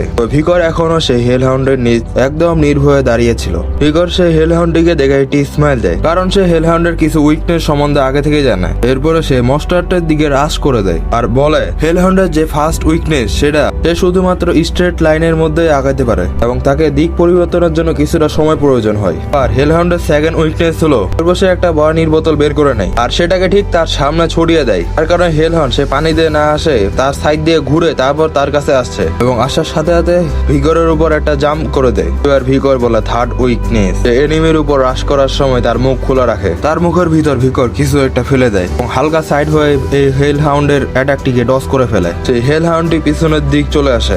তখন সে মনস্টারটির ভিতরে কিছু একটা আলাদা রকমের ঘটতে থাকে এবং একটু পরে সে মনস্টারটি মাটিতে পড়ে যায় এবং আমরা দেখে যাই ভিগরের হাতে সেই চকোপিন গুলো রয়েছিল। এটা হিউম্যানদের জন্য চকলেটের একটা অনেক বড় উৎস হলো, এই মনস্টারদের জন্য এটা হচ্ছে পয়জন। ভিগর একটা খুশির সাথে তার শটটি বের করে নেয় এবং আমরা জানতে পারি যে এই পয়জনে তার হার্টটি এখনো ঠিক আছে। ঠিক তখনই দেখা যায় সেই মনস্টারটি এখনো সম্পূর্ণরূপে মরেনি, কিন্তু ভিগর একদম ঠান্ডা মেজাজে তার শটটি সেই মনস্টারটির দিলের ভিতরে ঢুকে যায়। এরপরে শটটি সেখান থেকে বের করে আনে এবং ঠিক সেখান থেকে একটা সাদা অরার মতো কিছু বের হয়, যেটাকে ভিগর অ্যাবজর্ব করে নেয় এবং বলে যে এই এনার্জির কারণে তার বডি ধীরে ধীরে আরো স্ট্রং হয়ে যাচ্ছে এবং তার বডি এখন অনেকটা হালকা অনুভব হচ্ছে তার কাছে, যার কারণে সে অনেক স্পিডে তলাটি সুইম করতে পারতেছে। এই মনস্টারটিকে দেখে সে একটাই চিন্তা করে যে হিউগো কখনো বিশ্বাস করতে পারবে না যে একজন 8 বছর বয়সের বাচ্চা এই B+ রেটের একটা মনস্টারকে হান্ট করে ফেলছে। তবে তাকে স্ট্রং হওয়ার জন্য আরো অনেক মনস্টারদেরকে কিল করতে হবে। হিউগো যখন এই প্র্যাকটিক্যাল টেস্টের রেজাল্ট দেখবে তখন সে অবশ্যই আমাকে কিছু একটা রিওয়ার্ড দিবে। আমি আগে থেকে প্ল্যান করে রাখছি যে আমি কোন রিওয়ার্ডটি চুজ করব। আজ থেকে তখন আরো মনস্টারের পায়ের আওয়াজ পাওয়া যায়। এটা শোনার সাথে সাথে ভিগর সতর্ক হয়ে যায়। সেই হেল হাউন্ডের যে সাথীগুলো ছিল সেরা এখানে চলে আসে, যেগুলো ভিগরকে পিছন দিক থেকে ঘিরে ফেলে। ভিগর বললে আমি জানতাম যে আরো মনস্টার আসবে, তাই আমি আগে থেকে প্রস্তুত ছিলাম। ভিগর যে মনস্টারটিকে একটু আগে হান করেছিল তার গলাটি একবারে কেটে ফেলে। সেই মনস্টারটির মাথাটি হাতে নেয় এবং বলে আমি কখনো ভাবিনি যে একটা কিল করে চলে যাবো। মনস্টারগুলো একটু আগে অনেক হুঙ্কার দিচ্ছিল, তারা হঠাৎই নিস্তব্ধ হয়ে যায়, কারণ ঠিক তাদের পিছনে একটা ক্রিমসন কালারের আই দেখা গেছে। ভিগর এই সময় কিছু বুঝে উঠতে পারতেছিল না, যে চিন্তা করতেছিল এই মনস্টারগুলো হঠাৎ ভয় পাচ্ছে কাকে দেখে। আর ঠিক তখন ভিগর তার পিছনের একটা ওরা নোটিস করে আর ঠিক পিছনে একটা মনস্টার চলে আসে, যেটা ছিল 3 হেডেড কার্বারাস। তো চিন্তা করে যে এইটার A+ রেট এর একটা মনস্টার, কিন্তু এটা এখানে কি করতেছে এখন। তবে সে তখনই নোটিস করে যে এই কার্বারাস মনস্টারটির সাইডে ব্লিডিং হচ্ছিল, না হয়তোবা কিছুক্ষণ আগেও সে কোনো একটা ফাইটে জড়িত ছিল। এটা হয়তোবা সেই বারবেরিয়ান ট্রিপস এর যে টেরিটরি ছিল সেখান থেকে ঘুরে আসছিল। এটা আমার একটা সুবর্ণ সুযোগ যে একটা A র্যাঙ্কের ইনজুরিড মনস্টারকে হান্ট করা। ভিগর বলে যে আচ্ছা আমি বাস্কারওয়েল ফ্যামিলি 3rd টেকনিক এখন পর্যন্ত করতে পারবো, কারণ আমি গতবারে 4th টেকনিক পর্যন্ত আগে পৌঁছে গেছিলাম। এবার সে তার শটটিকে সামনে করে প্রস্তুত হয়ে যায় অ্যাটাকের জন্য এবং সেই 3 হেডেড কার্বারাসের দিকে রাশ করে দেয় একাই। সেই কার্বারাসের একটা মাথার মধ্যে যখন হিট করে তখন পাশ থেকে আরেকটা মাথা তাকে অ্যাটাক করার জন্য আগাচ্ছিল, কিন্তু তখন সে তার শটটি সুইম করে সেই অ্যাটাকটিকে ডিফ্লেক্ট করে দেয় এবং চিন্তা করে যে প্রত্যেকটা মুভ তাকে খেয়াল করে চালতে হবে। মনস্টারটির যে আর্মাটি রয়েছে সেটা অনেকটা শক্ত, সে এটার উপর অনেকগুলো স্ল্যাশ মারছে কিন্তু একটাও কাজ করতেছে না। তবে তোমরা আগে থেকে জানো আহত মনস্টার অনেক ক্ষিপ্র হয়ে থাকে। এই মনস্টারটি অনেক থাবা একটা মারা দেয় ভিগরের উপর। ভিগর তার শটটি আগে যখন ব্লক করতে যায় তার শটটি ভেঙে যায় এবং এই কার্বারাসের অ্যাটাকটি ভিকরের উপর আসে লাগে যায়। এই অ্যাটাক ফোর্সে ভিকর পিছনের দিক চলে যায় এবং একটা গাছে লেগে যায়। এরপরে তার মুখ থেকে রক্ত বের হতে থাকে। কার্বারাস মনস্টারটি অনেক শক্তিশালী একটা মনস্টার, কারণ এটা এ র্যাঙ্কের আবার সাইজও 7 মিটার হয়ে থাকে। এই সময় ভিকর কিছুদিনের জন্য তার জ্ঞান হারিয়ে ফেলছিল। তখন সে বাস্তব জগতে ফিরে আসে এবং বলে না, আমাকে এখন জ্ঞান হারালে চলবে না। তখন তার বাম হাতের মধ্যে পেন ফিল হয় এবং সে নোটিস করে যে তার বাম হাতটি ভেঙে গেছে। তবে সেই মনস্টারটি আরো আক্রমণাত্মক হয়ে গেছে তার দিকে। সেই মনস্টারটি আবার এটি অ্যাটাক করে দেয়। তখন ভিকর অনেক কষ্ট করে সেটি ডস করে। আর এই ভাঙা হাতে সে এখন একটা প্রপার ফাইট দিতে পারবে না। এই সিচুয়েশনে তাকে ঠান্ডা মাথায় সবকিছু ভাবতে হবে। এই মনস্টারটি আবার পিছনের দিক ঘুরে তাকায়। ভিকর সেখান থেকে পিছনের দিক পালানো শুরু করে দেয়। এই মনস্টারটিও ভিকরের পিছা করা শুরু করে দেয়। ভিকর পালাতে পালাতে সে ডেঞ্জার সাইনে যে ব্যারিয়ারটি ছিল তার কাছে চলে আসে এবং একবারে জাম্প করে সেই ব্যারিয়ারটি পার হয়ে নেয়। এই মনস্টারটি সেই ব্যারিয়ারটিকে একবারে ভেঙে ফেলে। ভিকর তার আশেপাশের জায়গাগুলো দেখতেছিল, বলে যে এখানেই তো আশেপাশে হওয়ার কথা। তখন সে বলে এই তো পেয়ে গেছি, আর একটু খালি। জীবনে সম্পূর্ণ শক্তি লাগায় এই সময় দৌড়াচ্ছিল এবং ঠিক এই সময় মনস্টারটি একদম তার কাছে চলে আসছিল। আর ঠিক তখন সে তার পায়ের মধ্যে সম্পূর্ণ জোর লাগায় এবং সেখান থেকে একটা অনেক জোরে জাম্প করে দেয়। মনস্টারের মুখ একদম ভিকরের কাছে চলে আসছিল, কিন্তু তখন সে মনস্টারটির পা একটা ট্র্যাপের কাছে চলে যায় এবং মনস্টারটি মাটির নিচে তলিয়ে দিতে থাকে। ভিকর পিছনের দিক পড়ে যায় এবং এবার তার দম কুলায়, কারণ সে মনস্টারটি অ্যাটাক থেকে বেঁচে গিয়েছিল। এই ট্র্যাপের মধ্যে সে আবার সেই চকো বিন গুলো রাখছিল, যার কারণে সে মনস্টার গুলো রোল করতেছিল। ভিকরের মুখে আবার হাসি ফুটে ওঠে, কারণ তার ট্র্যাপটি কাজে লাগে গেছে এবং সেই মনস্টারটির শরীর আস্তে আস্তে খারাপ হইতে থাকে। তার এখানকার একটা মাথা এখনো দাঁড়িয়ে ছিল এবং ভিকর তার দিক দেখে এবং বলে তুমি যতই মনস্টার হোক না কেন, তোমার তো একদিন মরতে হবেই। এই বলে ভিকর একটা স্টিকের মধ্যে তার এনার্জি ভরে তার মনস্টারটির দিক থ্রো করে দেয়, যেটা সে মাথার দিক আগায় যাচ্ছিল। এবং সেই স্টিকটি হিট হওয়ার পর সেই মনস্টারটি অনেক জোরে রোর করে। ভিকর এখন গণনা শুরু করে দেয়, 1 2 এভাবে গণনা করতে করতে তার সে 7 পর্যন্ত গণনা করে এবং মনস্টারটির কাছে আস্তে আস্তে হাঁটে যায়। আর ঠিক যখন সে 7 বলে তখন সে মনস্টারটি মাটির নিচে পড়ে যায়। ভিকর বলে একদম 7 স্টেপ। তাহলে সেই রুমারটা একদম সত্য ছিল। এই বিনগুলো ঠিক সেরকম, যেরকম ব্লাড মামার ভেনমটা আমাদের ক্ষেত্রে কাজ করে, ঠিক সেরকম এই চোকো বিনগুলো মনস্টারদের ক্ষেত্রে কাজ করে। ভিকর আবার তার ভিতর থেকে এনার্জি নিজের বডিতে মধ্যে শুষে নেয়। ভিকর বলে এই কার্বারাসের এই জায়গায় উপস্থিত হওয়া একদম এটা ঠিক হয়নি, কারণ এখানে সেই কার্বারাসটি একটি ডানজনকে প্রোটেক্ট করার কাজে নিয়োজিত ছিল। এটা মিস্ট্রিয়াস ডানজন ছিল এবং তার মধ্যে অনেক মূল্যবান ট্রেজারও ছিল। অনেকে এটা বিশ্বাস করেছিল যে এই ডানজনটি একদম এমটি রয়েছে, কিন্তু এর ভিতরে অনেক মূল্যবান ট্রেজার রয়েছে। এরপর ভিকর সেইখানকার হাউল হান্টার একটু কিছু লাগিয়ে নেয় তার বডিতে, যাতে সে অন্য মনস্টারদেরকে অ্যাভয়েড করতে পারে। এরপর সে ধীরে ধীরে সেই ডানজনের ভিতর প্রবেশ করে এবং সেখানে গেটটা ভিতরে আসে বলে এই সেই জায়গা। সেই ডানজনটি ছিল অনেক অন্ধকারে ভরপুর এবং সেখানে অনেকগুলো লাল লাল আলো দেখা যাচ্ছিল ছোট ছোট। সেই বলতেছিল যে এখানকার অন্ধকারে কিচ্ছু দেখা পাচ্ছি না আমি অনুমান করতে পারছি যে সেইটা ঠিক এই দিকে থাকবে। ভিকর সামনের দিকে আগে যাচ্ছিল এবং সেখানে কিছু লাল ফাটা দেখতে পায় এবং বলে যে এই ফাটাগুলো এটাকে নির্দেশ করে। এরপরে সে এসে দেখে যে তার সামনে অনেক জোরে একটা লাল আলো আসতেছিল এবং সেটা ছিল এই ডানজনের ভিতরে আরেকটা ডানজনের এন্ট্রেন্স। সেখানকার আলো অনেক তীব্র ছিল, যার কারণে ভিকরও তার মুখের সামনে হাতটি দিয়ে দেয় এবং সেখানে ভিতরে প্রবেশ করে। ঠিক তার সামনে ছিল সেখানকার ট্রেজার। ঠিক আছে, সেই ট্রেজারের দিক আগায় এবং বলে এই ট্রেজারে এত লাইট সেখানে দেখতেও অসুবিধা হচ্ছে। এবং ঠিক তখন দেখে যে পায়ের পাশে একজন স্কেলেটন পড়েছিল। ভিকর ভাবে যে তার আগেও এখানে হয়তো বা কেউ একজন আসছিল। তার পায়ের কাছে একটি চিঠি ছিল, সেই চিঠিটিকে ভিকর নোটিস করে এবং বলে হয়তোবা এই ভাস্করওয়েল ফ্যামিলির কোন এক পূর্বপুরুষ হইতে পারে। ভিকর সেই হ্যান্ড রাইটিংটি দেখে এবং বলে যে এটা তো ভাস্করওয়েল ফ্যামিলির হ্যান্ড রাইটিং এর মতো দেখাচ্ছে। এখানে সেই চিঠিতে মধ্যে বলা হয়েছিল আমার নাম এখানে কোনো মাইনে রাখে না এই পিওর হোয়াইট পাওয়ারের সামনে। আমি এটা এই জন্য লিখতেছি যাতে আমার মতো মিস্টেক অন্য কেউ আর না করে। তুমি তোমার সামনে যে পাথরটি দেখা পাচ্ছ এটা আমাদের ফ্যামিলির একটি লেজেন্ডারি পাথর হিসেবে পরিচিত ছিল। আমার ভাই এখানে আসছিল এবং এখানকার এই জিনিসটি কনকিউর করে ফেলছিল। তুমি চাইলে তার কাউন্টলেস ট্রেস গুলো এখানে দেখতে পারো। আমরা ঠিক এই জায়গার মধ্যে অনেকগুলো মনস্টারকে মেরে ফেলছিলাম। ফাইনালি আমরা আমাদের অ্যাসাইনমেন্ট কমপ্লিট করে ফেলছিলাম, কিন্তু 3 বছর পর। ভিকর বলে 3 বছর পর তারা কি ট্রেজারটাকে নিয়ে যায়নি এখান থেকে, আবার ফাইনাল অ্যাসাইনমেন্ট করছিল। তার মানে কি আমি কিছু বুঝতে পারছি না। তাহলে এটা কি তার মানে এই গুহার মধ্যে যখন একসাথে 2 জন প্রবেশ করবে ঠিক তখন সেখান থেকে শুধুমাত্র একজনই ফেরত যেতে পারবে। এবং ঠিক এই জিনিসটা তাদের 2 ভাইয়ের মধ্যে শত্রুতা আমি লাগাই দেয়। তারা একসাথে টুইন ব্রাদার ছিল। তারা 2 জনে আলাদা বডির মধ্যে জন্ম হলেও তাদের 2 জনকার মাইন্ড একসাথেই ছিল। অন্যভাবে বলা হয় তারা একে অপরের পরিপূরক ছিল, একসাথেই তারা ফাইট করতো। কিন্তু যখন জানতে পারে যে আমাদের মধ্যে শুধুমাত্র একজন এই ট্রেজারটার কাছে থাকতে পারবে, তখন আমাদের মধ্যে লড়াই ছড়িয়ে যায়। একটা জঘন্য ব্যাটেলের মধ্যে আমাদের একজন ভাই মারা যায়। ঠিক তখন সেখানে একজন ব্রাদারের শুধুমাত্র এই স্টোন চেম্বারের মধ্যে বাঁচে যায়। আর ঠিক তখন আমি রিয়েলাইজ করতে পারি যে আমার একজন ভাই মারা গেছে। আমি এই ট্রেজারকে নিয়ে এখন কি করব? আমি আমার ভাইকে মেরে ফেলছি, এখন এই ট্রেজারকে নিয়ে কি করা যায়? এই সমস্ত কিছু রিগ্রেটের পর আমি ডিসাইড করি যে আমি এই জায়গাটি ছেড়ে চলে যাব। অ্যাটিলেটা তার জন্য চলে যাব যে এই জায়গাটি পরবর্তীতে আবার খুঁজে পাবে। এই জন্য এই জায়গাটি ইমিডিয়েটলি লিভ করে নেয়। তুমি এই জায়গা থেকে তেমন বেশি কিছু লাভ করতে পারবা না। ভিকর বলে এটা শুধুমাত্র তোমাদের ফল্ট ছিল, কারণ তোমরা তোমরা টুইন ছিলা, আমি তো টুইন না। ঠিক তার মানে আমি এখানকার এক্সামটা ইজিলি পাস করতে পারবো, কারণ আমি এই প্লেসের মধ্যে একা এখানে এসেছি। এটা চিন্তা করা যে কোনো একটা ডানজন সেখানে বিট করা যাবে না, এটা একটা গাধার মতো হবে। ভিকর সে লাস্টের দিক চলে আসে এবং তার দিক দেখে এবং একটা স্মাইল দেয়। তোমরাও যেটা করতে পারো না সেটা আমি অবশ্যই কমপ্লিট করে ছাড়বো, কারণ তোমাদের কাছে এইটাই ধারণা ছিল না যে এই জায়গাটাকে কিভাবে হ্যান্ডেল করতে হয় এবং এই স্টোন চেম্বারের আসল রহস্য কি এটাও তুমি জানো না। এটার জন্য শুধুমাত্র ধোকা দেওয়ার জন্য তৈরি করা হয়েছিল, কিন্তু আমি জানি এর আসল রহস্য কি। এই রুবির কারণে আমার একটা শ্যাডো হয়ে যাবে, যার কারণে এখানে দুইজন হয়ে যাবে। যদি আমি এই রুবিটাকে ভাঙে দিই তাহলে আমার এখানে একাই হয়ে যাব।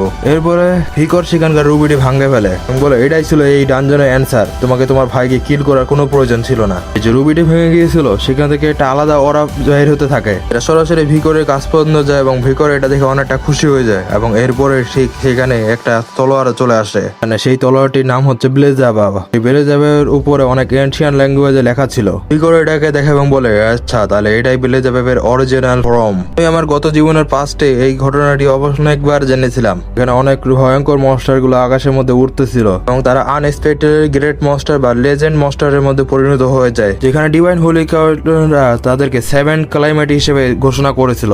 এই 7 ক্লাইমেটকে রুখে দাঁড়ার জন্য 7 জনকে সিলেক্ট করা হয়েছিল এবং প্রত্যেক জনকে একটা হোলি করে রেলিক দেওয়া হয়েছিল। এবং প্রথম যে রেলিকটি ছিল যেটা বাস্কারওয়েল ফ্যামিলি প্যাট্রিয়ার্ক খুঁজে পেয়েছিল সেটা ছিল গ্লিটার ব্লেজাবাব। তারপরে সেই ব্লেজাবাব শটটি সেই জায়গার মধ্যে থেকে স্ট্রং হয়ে গেছিল, কিন্তু যখন সে মারা যায় ঠিক তার আগে সেই ব্লেজাবাব শটটি সে কোনো এক জায়গায় হারিয়ে যায় বা কোথাও রেখে দেয় এবং এটা সেই কারণ ছিল যার কারণে এটাকে এখন পর্যন্ত কেউ খুঁজে পায়নি। তবে গত জীবনে হিউগো এটা পেয়ে যায় এবং সে আরো বেশি শক্তিশালী হয়ে গেছিল।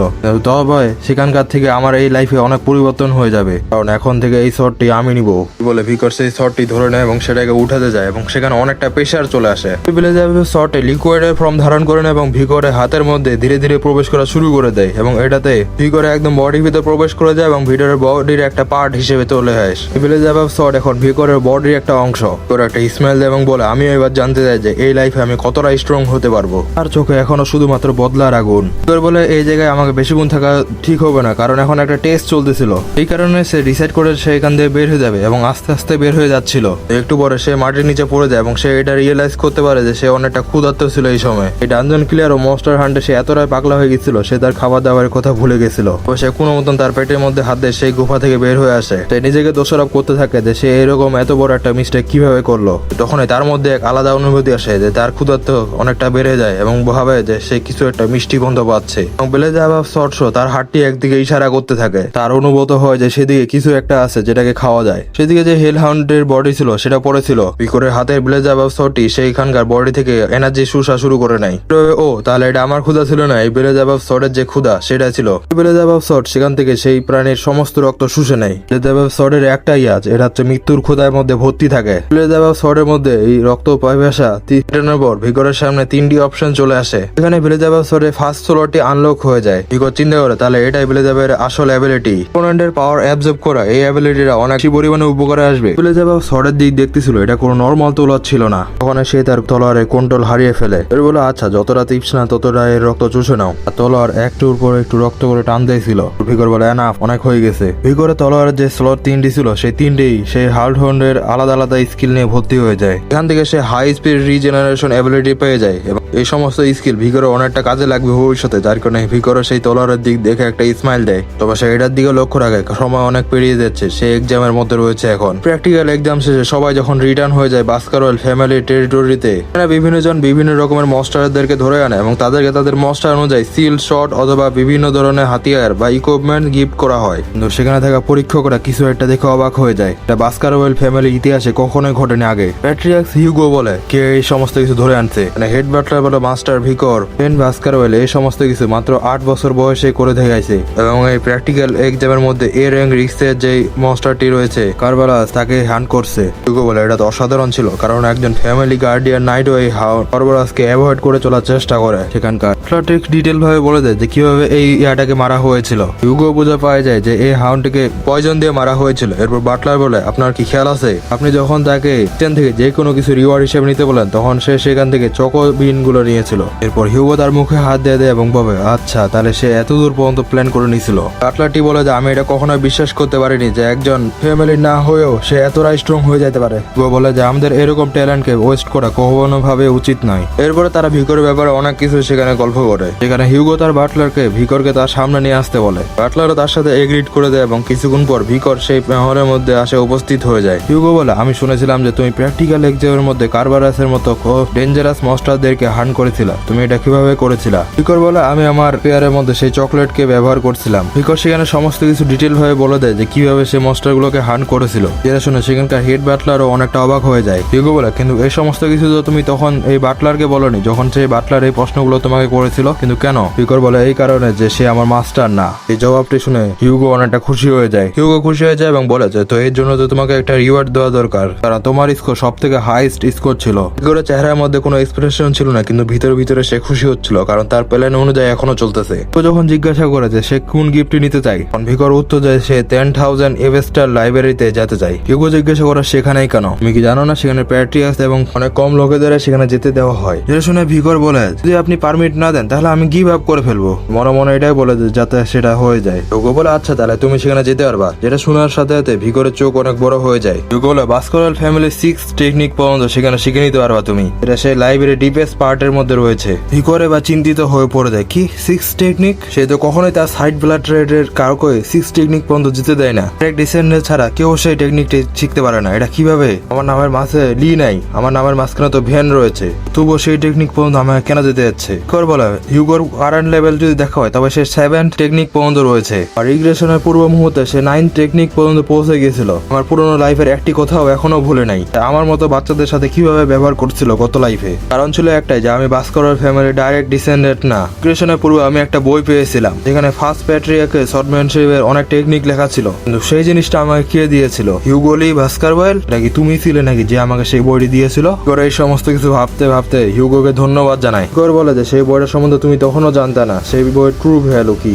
ঠিক এবার সে একই জিনিস হবে। পরে লাইব্রেরিটি দেখায় যেখানে ভিকর আসে এবং সে একটা বই তুলে নেয়। সেখানকার আশেপাশে সমস্ত জায়গাগুলো সে ঘুরে ঘুরে দেখে। এরপরে আরেকটা বইয়ে তার চোখ আটকে যায়। এর বলে এই বইয়ের মধ্যে বাস্কারওয়েল ফ্যামিলির 6 টেকনিক পর্যন্ত রয়েছে। এরপর সে একটা চাবি দেয়, সেই বইটি খুলে নেয় এবং সেই বইটি পড়া শুরু করে দেয়। 6 টেকনিকে তার শর্ট ও শর্ট সম্বন্ধে এইভাবে না মানা, কিভাবে এনার্জি অ্যাপ্লাই করতে হবে সেই সমস্ত কিছু ডিটেল ভাবে বলা ছিল। এবং ভিকর সেখানে খুশি মনে সেই সমস্ত বইটি একবারে পড়ে শেষ করে দেয় এবং দ্রুত পড়া শেষ করে সেখান থেকে বের হয়ে যায়। যেখান থেকে গার্ডগুলো দেখে অবাক হয়ে যায়, এত দ্রুত পড়ে নিল। সেখানে গার্ডগুলো বলে শর্টম্যানশিপের বই তো অনেক ভিতরে থাকে এবং সেগুলো পড়া অনেক মুশকিল, তুমি এত তাড়াতাড়ি চলে আসতেছো কেন? এখানে আসার সুযোগ পেয়েছো তো ভালো কিছু একটা শিখে যাও। ভিকর অ্যান্সার দেয় যে সে অলরেডি সেখানে সবকিছু শিখে নিছে। এটা সে না সেখানকার গার্ডগুলো অবাক হয়ে যায় এবং ভিকর তাদেরকে সম্পূর্ণ জিনিসটি বুঝিয়ে দেয়। ভিকর সেখান থেকে চলে যায় এবং গার্ডগুলো তারা নিজেদের সাথে কথোপকথন করতে থাকে, এটা কি কত সম্ভব? এতটা ট্যালেন্টেড যে এত কম সময়ের মধ্যে সে শর্টম্যানশিপ কিভাবে শিখে নিল? ভিকর বলে, আমাকে এখান থেকে লিভ হয়ে নিতে হবে। তারা জানতো না যে এই বইয়ের মাঝখানে একদম হাইড অ্যান্ড ট্রেজার ছিল। এরপর সে বইয়ের দিক চলে আসে। লাইব্রেরির যে পুরাতন বা থাকা যে দিক বইগুলো ছিল সেই বইগুলোর দিক সে আসে।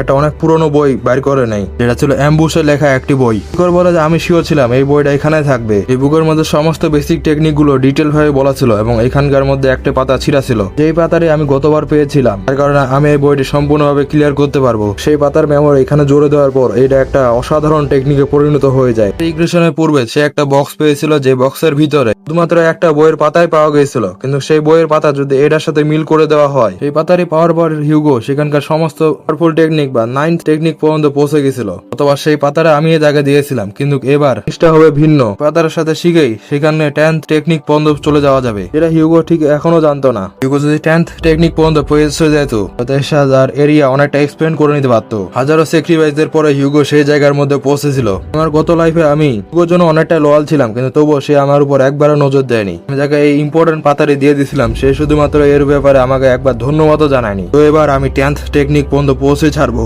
এবং তাকে দেখিয়ে দিব আমার বদলা কাকে বলে। যতগুলো পাতা ছিল সমস্ত কিছু পাতা আমার মনের মধ্যে একদম অ্যাকুরেট ভাবে বসানো আছে। 10th টেকনিকের প্রত্যেকটা নিয়ম যদি আমি জেনে নিতে পারি তাহলে আমি অনেক বেশি স্ট্রং হয়ে যাবো। ভিকর সেখানে মনোযোগ সহকারে সেই বইটি পড়তে থাকে। পড়তে পড়তে পেরিয়ে কিভাবে দিনের আলো চলে আসে, তবুও ভিকর শুধুমাত্র পড়তেই ছিল এবং পড়া শেষ করার পর এরপর সে বইটি বন্ধ করে দেয়। সে বলে যে তার এখন এখান থেকে যাওয়া উচিত। জায়গায় সমস্ত কিছু আছে, সমস্ত টেকনিক সে শিখে নিয়েছে। তবুও সে তার চোখ বন্ধ করে আরেকবার সেই সমস্ত কিছু টেকনিক গুলো নিয়ম আবার রিয়েলাইজ করে নেয়, যাতে সে পরবর্তীতে সেটি ভুলে না যায়। টেকনিকের সাথে সে এক আলাদা জগতের মধ্যে পৌঁছে যায়। এখানে যাওয়ার পর সে তার বেলেজাবাব শটকে অ্যাক্টিভেট করে এবং সেটাকে একবারে কেটে দেয়। কারওয়েল ফ্যামিলি ফার্স্ট টেকনিক ইউজ করার পর এরপর সে সেকেন্ড টেকনিক ইউজ করে, একের পর এক থার্ড টেকনিক, এরপর ফোর্থ টেকনিক। ভিকর বলে আমি আমার প্রিভিয়াস লাইফে এখান বন্ধ যেতে পেরেছিলাম। আমার প্রিভিয়াস লাইফটা অনেকটি হার্ড ছিল, কিন্তু আমি কখনোই এই মাস্টারে যে 7 টেকনিক বা 6 টেকনিক ছিল সেগুলো কখনো জানতে পারেনি। এই লাইফটা হবে আলাদা রকমের। সামনে যে পুতুলটি ছিল সেই পুতুলটাকে সে হিউগোর সে পুরনো রূপটি ভাবে, তার উপর ইউজ করে সে বাস্কারওয়েল ফ্যামিলির 5th টেকনিক। এই সময় বদলার আগুনে একদম রেগে গিয়েছিল অনেক। তারপর সে সামনে চলে আসে এবং বলে যে এটা এখন অনেকটা দুর্বল ছিল, তবুও সে এবার 5th টেকনিক এখনো শিখে ফেলতে পারছে। এটা তার জন্য অনেক। তার লক্ষ্য একটাই, সে 10th টেকনিক পর্যন্ত পৌঁছাবে, এটা হিউগো কখনোই পৌঁছাতে পারেনি। এখানে বাস্কারওয়েল ফ্যামিলির প্রত্যেকটা টেকনিক ডিটেল ভাবে বলা হয়েছে, তোমরা কেউ চাইলে এটা পজ করে দেখে নিতে পারো। আমি এইটুকু বলে দিই যে 7th টেকনিক পর্যন্ত যদি এরা পৌঁছে তাদেরকে শর্ট মাস্টার বলে, তবে খুব কমের জনে রয়েছে তারা শর্ট মাস্টার লেভেল পর্যন্ত পৌঁছাতে পারে। কি করে এখন 5th টেকনিকে রয়েছে, মানে গ্রাজুয়েট আর মিড র্যাঙ্কের মধ্যে। বলে যদিও আমি 5th টেকনিক শিখে নিছি, এতে আমার খুশি হওয়ার বেশি কিছু নেই, অন্যজনের জন্য এটা অনেকটা খুশি হলো, তবে এখন আমাকে সামনের দিকে আগাতে হবে। তো এই 5th টেকনিক শিখার পর তার হাতের মধ্যে সে আলাদা একটা অরা ফিল করতে পারছিল। এখানে গতবার পৌঁছানোর জন্য সে 30 বছর কাটিয়ে দিয়েছিল, তবুও সে 5th টেকনিক পর্যন্ত পৌঁছাতে পারেনি। সেখানে এবার সে মাত্র 8 বছর বয়সে চলে গেছে, যেটা এক আলাদা ধরনের তার অভিজ্ঞতা ছিল। তবুও তার শুধুমাত্র একটাই লক্ষ্য, তার বদলা। তার কারণে তাকে আরো বেশি স্ট্রং হতে হবে। সে ভাবতেছিল যে মাত্র 5th টেকনিকে তার বডি এতটা স্ট্রং ফিল করতেছে, যখন সে 10th টেকনিক পর্যন্ত পৌঁছাবে সেখানে কতটা স্ট্রং চলে যাবে। এখানে যাওয়ার জন্য এন্ডলেস পসিবিলিটি রয়েছে। এই টেকনিক গুলো হাজারোবার প্র্যাকটিস করতে থাকবে, তখন না পর্যন্ত এই টেকনিকের মধ্যে সে পারফেক্ট হয়ে যাচ্ছে। এরপর সে সেখানকার বইটি রাখে দেয়। ঠিক এরপর আরেকটা সিন দেখায় যেখানে হিউগো ও হেড বাটলার এক জায়গায় বসেছিল। ফিকর ভাবে যে এই বইটি হিউগোর হাতে লাগতে দেওয়া যাবে না। 10th টেকনিকের সে তার কোমর থেকে একটি লেন্স বাইর করে এবং সেটা বইটাকে সেখানে জ্বালিয়ে দেয়। সে একটা স্মাইল দেয়, কারণ এই বইটি ছাড়া হিউগো কখনো 10th টেকনিক পর্যন্ত পৌঁছাতে পারবে না। কিন্তু তখন পিছন থেকে দুইজন গার্ড চলে আসে এবং বলে এই স্মেলটা কোন ধরনের স্মেল ছিল। মাস্টার ভিগর, আপনি সেখানে কি করতেছেন? ভিগর সেই গার্ডগুলোকে বলে যে তার ম্যাগনিমান ক্লাস দ্বারা একটা বই ভুলবশত জ্বলে গেছে। জিনিসটা জানতে পারার পর সেখানকার গার্ডদের অবস্থা অনেক খারাপ হয়ে যায়। যখন তাদেরকে বলে যে সেটা একটা পুরাতন বই ছিল, তখন সেই গার্ডগুলো বলে এই ব্যাপারে কোনো চিন্তা করার প্রয়োজন নেই, কারণ সেটা পুরাতন বই ছিল। কারণ সেটা আসলে পুরাতন বই থাকার মধ্যে ছিল, কিন্তু ভিগর তাদেরকে বোকা বানায় সেখান থেকে চলে যায়। এই গার্ডগুলো তো বলা বলি করতেছিল যদি কোনো ইম্পর্টেন্ট বই এখান থেকে হারিয়ে যেত তাহলে আমাদের অনেক সমস্যার সম্মুখীন হতে হতো, কিন্তু সেটা পুরাতন বই যার কারণে বাঁচা গেলাম। আর এদিকে ভিকর যাচ্ছিল এবং বলতেছিল সেই পুরাতন বই যে কত দামি ছিল সেটা একমাত্র আমিই জানি। এরপরে আবার সিন শিফট হয়ে যায়। এখানে হিউগো প্রথমে ভিকরে অনেক সুনাম করে, এটা বলে যে তুমি অনেক বড় হয়ে যাচ্ছ। ভিকরকে যখন জিজ্ঞাসা করা হয় যে সে লাইব্রেরির মধ্যে সে কি শিখেছে, তখন ভিকর উত্তর দেয় সে কিছু ওয়ার্ম শার্প অথবা ভীষণের মধ্যে কিছু এটা শিখেছে। এটা শোনার পর সেখানকার হেড বলে ওঠে, আচ্ছা তুমি কি এটা বলতে চাচ্ছ তুমি অরা শিখেছো? অরা এমন একটা জিনিস যেটা এই দুনিয়ার মধ্যে শর্ট মাস্টারদের মধ্যে পাওয়া যায়, তার মধ্যে যার অরাটা যত বেশি ডিপ হবে তার পাওয়ারও তত বেশি হবে। কিন্তু একটা বাচ্চা যার মাত্র বয়স 8 বছর তার পক্ষে অরা ব্যবহার করা সেটা অসম্ভব রকমের। তার কারণে হিউগো ভাবে যে যখন সে 8 বছর বয়স ছিল তখনও সে অরা ইউজ করতে পারতো না। ভিগর বলে হ্যাঁ অবশ্যই আমি অরা শিখেছি। আমরা আসল সত্য জানি, কারণ সে শুধুমাত্র অরা না বাস্কারওয়েল ফ্যামিলির 6th টেকনিক পর্যন্ত পৌঁছে গেছে প্রায়। পরে একটা অ্যারিনা দেখায়, অ্যারিনার মধ্যে সেই এক্সামের সমস্ত স্টুডেন্টরা ছিল। সেখানে শর্ট নিয়ে অ্যারিনা ঠিক মাঝখানে দাঁড়িয়ে ছিল। সেখানে হেডবারটা বলে সে এখন অনেকটাই ছোট, তার ব্যাপারে কি এটা ইউজ করা ঠিক হবে? হিউগো বলে অবশ্যই, যেটা আমি প্ল্যান করেছি সেই মোতাবেকে যাবে। এখানকার একটি লকারের মধ্যে একটা মনস্টার আটকানো ছিল এবং সেই লকারটি খুলে দেওয়া হয়। থেকে একটি অর্ক নিয়ে আসা হয় যার রিক্সিং হচ্ছে C+ ছিল। দেখে বাকি সমস্ত স্টুডেন্টরা অনেকটা ভয় পেয়ে যায়। ও ঠিক একদম ভিকরের সামনে নিয়ে চলে আসা হয় সেই অর্কটিকে। ট্র্যাক উপর থেকে হাত ইশারা করে দেয়। যে অর্কটি ছিল তার চেনটি খুলে দেওয়া হয়। অনেকদিন পর অর্কটি যখন মুক্তি পায়, মুক্তি পাওয়ার সাথে সাথে অনেক জোরে একটা হুঙ্কার দেয়। ঠিক তার সামনে ভিকরের তোলা শক্তভাবে দাঁড়িয়েছিল। এই মনস্টারটা অনেক দ্রুত ভিকরের সামনে চলে যাচ্ছিল। ভিকর শুধুমাত্র ঠান্ডা মেজাজে তার দিক দেখতেছিল। তো তার প্লেটের মধ্যে ওরা ইউজ করে সে অর্গের একটা হাত একবারে কেটে দেয়। দেখার পর তো বাকি স্টুডেন্টরা সেখানে বিশ্বাসে করতে পারতেছিল না। অর্গের হাত কাটতে যাওয়া এটা বুঝে ওঠার আগে ভিকর তা আবার উপরের দিক চলে আসে। এরপর হঠাৎ নিচে নামে সে অর্গের পায়ের যে গোড়াটি ছিল সেটি কেটে দেয়। অর্গ মাস্টার যে মাটির নিচে পড়ে যায় আর পায়ের রক কেটে যাওয়ার কারণে সে উঠে দাঁড়াতে পারতেছিল না। ভিকর ঠান্ডা মেজাজে একটা পিছনের দিক তাকায়, চিন্তা করে তার যে বি র্যাঙ্ক ছিল হল হ্যান্ডের হাই স্পিড রিজেনারেশন, সেটাই অর্গের স্কিল থেকে অনেকটা বেশি ডেভেলপমেন্ট, যার কারণে আমি তাকে ইজিলি হারিয়ে দিতে পারতেছি। এবং এই জিনিসটা দেখার পর সেখানে সবাই বিরত থাকে। এটাকে বিশ্বাস করা সম্ভব? মাত্র 8 বছর বয়সে একটা অর্ককে ডিফিট করে দেওয়া। হিউগো ঠিক এটা উপর থেকে দেখতেছিল। অর্ককে ডিফিট করার পর ভিকর হিউগোর দিকে একটা লক্ষ্য দৃষ্টি করে। হিউগো একদম বড় করে দেখতেছিল এবং সেখানকার বাটলারটি বলে এই জিনিসটা তো অরা ব্লেড। এরপরে ভিকর অরা ব্লেড ইউজ করে সে মনস্টারটি উঠে দাঁড়াচ্ছিল। মনস্টারটি তার রেস ফর্মে চলে যায়, কিন্তু ভিকর তার বুঝে ওঠার আগে একদম তার শর্ট এবং অরা ব্লেড নিয়ে একদম তাকে চিরতে হয়ে সামনে চলে আসে। এই জিনিসটা দেখার পর তো হিউগো অবাক হয়ে যায়। এরপরে ভিকর আসে ল্যান্ড করে এবং যেটা দেখার পর সেখানকার বাটলার বলে আমি যেটা দেখলাম সেটা একদম লো ক্লাস শর্ট এক্সপার্টের মতো। যদি তার এই বয়সের সাথে তুলনা করা হয় তবে তার জন্য জিনিয়াস শব্দটা ছোট হয়ে যাবে। হিউগো এবার তার সাথে এগ্রিড করে দেয়। বাটলার এটাই বলে যে যদি এই সমস্ত এম্পায়ারের মধ্যে খুঁজে দেখা হয় তবুও তার মতো কাউকে পাওয়া যাবে না। সেখানকার অ্যানাউন্সমেন্টরা ঘোষণা করে আপনারা সবাই দেখা পাচ্ছেন যে এই অর্ক মনস্টারটি রিজেনারেশন অফ হয়ে গেছে এবং তার ব্লাড বের হতেই চলেছে। তার মানে এই ম্যাচটির উইনার হলো ভিকর ভ্যান ভাস্কারওয়েল। হিউগো বলে আমার মনে হয় এই অপোনেন্টটা তার জন্য অনেক দুর্বল ছিল। বাটলার এই কথাটা শুনে অনেকটা অবাক হয়ে যায়, কিন্তু ভিকর একদম তার বুক ভরা সাহস নিয়ে তার পিতার সামনে আসে দাঁড়ায় এবং এটা চায় যে এই অর্ক মনস্টারের থেকেও শক্তিশালী কোনো মনস্টার আছে নাকি। অর্ক মনস্টার সাধারণত সি র্যাঙ্কের হয়ে থাকে এবং এই আবদার শোনার পর সেখানকার বাকি সমস্ত স্টুডেন্টরা মুখ মেলে দেয়, কারণ তাদের জন্য একটা অর্ক মনস্টারই অনেক ভয়ঙ্কর রূপে মনস্টার। তবে চিন্তা করে তাকে আরো একটু তার পাওয়ার শো করতে হবে। এই হিউগো দিক দেখে এবং বলে আমি অনেকটা লাকি ছিলাম কারণ আমার প্রোগ্রেস রেট অনেকটা উন্নতির মধ্যে চলে আসে। যদি আমি হিউগোর আকর্ষণ পেয়ে যাই তবে আমি একাডেমিতে পৌঁছানোর সুযোগ পেতে পারি। তার মানে এটাই যে ভিকর এখন বর্তমান হিউগোর দৃষ্টি আকর্ষণের চেষ্টা করতেছে যাতে সে একাডেমির মধ্যে পৌঁছাতে পারে। এবং এই আবদারটি শুনে হিউগো অনেকটা খুশি হয়ে যায় এবং বলে আমি তোমার আবদারের সাথে একমত। এই মনস্টারটি অনেক দুর্বল ছিল এবং রিয়েল লাইফ এক্সপিরিয়েন্সের জন্য আরো ভালো কিছু একটা দরকার। তো বাটলার এখন তোমার উচিত সেটাকে এখানে উপস্থিত করা। বাটলারও হিউগোর সাথে এগ্রিড করে দেয় এবং ঠিক সামনে আরো একটি মনস্টার চলে আসে। যে মনস্টারটি দেখে আমার একটা মনস্টারের কথা মনে পড়ে যায়, সান্ডা। আমাদের সান্ডা মনস্টারকে দেখার পর বাকি সবাই আবার ভয় পেয়ে যায়। ভিকর এমন ভাবে সেটা দেখতেছিল যেন সে এটাকে একদম ভয় পায়নি। তাই ভাই দুঃখিত, সান্ডা মনস্টার বা হালকে কবে পরিণত হয়ে গেল। আচ্ছা যাই হোক, এটা হয়তো বা সান্ডার বিগেস্ট ফ্রম হইতে পারে। ভিকর তখন জিজ্ঞাসা করে আমি কি এটা শুরু করতে পারি, তখন হিউগো তাকে সিওরিটি জানাই দেয়। এরপর আবার সেই মনস্টারের চেনটি খুলে দেওয়া হয় এবং ঠিক 1 সেকেন্ডের মধ্যে ভিকর সেই মনস্টারের দিক হ্রাস করে দেয় এবং সেই সান্ডা মনস্টারও এদিকে আসতেছিল।